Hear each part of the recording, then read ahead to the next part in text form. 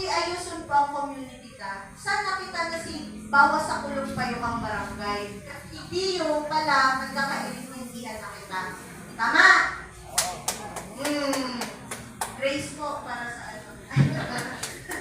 Okay po, so, ma-announce man po ulit si Press kung narin po magiging ready sa kasunduan na ayusin nilang din po ulit niyo nila Kuya Paul para po sa pagkaramahan lang sa kasunduan is naka-tailor din po sa community card. Ano po? Kasi, gaya kung sinabi niyo dito pag abot sa hearing woman, promise, kapag kamukunat naman sa ibang community, masasabi nito na, ay, ang kamsot talaga ang ano. Ang mamuot talaga. Teka, ano mo talaga mawala sa mga taga-Bicol?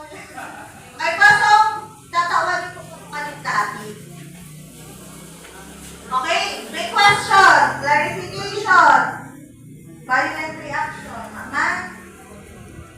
Kahapunan sa kasunduan? Okay po, so once mo na mapermahan yan, tatanong-tarihan yung paano na po yan sa barangay. Kaya po si barangay ata may permahan dyan.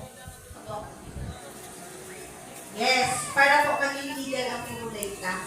Kaya sabi ko sa inyo, mahigpit na po talaga ang sa kuya kasunduan. Okay? Sige, next. Again, sa mga nag-i-extend ng harong dyan.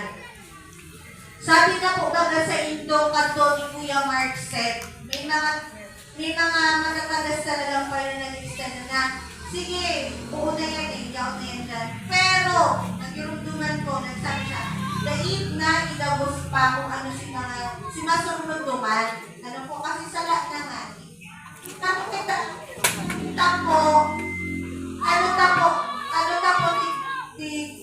Neman di makawalan, pero kita paliwanag na po sa inyo kung tanong kita ayos ang extension na hanong. Kasi pagabot ng oras po ng emergency, kita na din po ang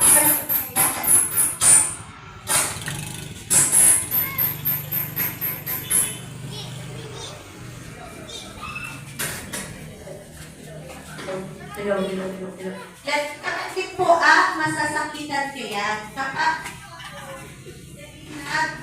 Yan. Kita po din kasi kapag may ano din po yan, may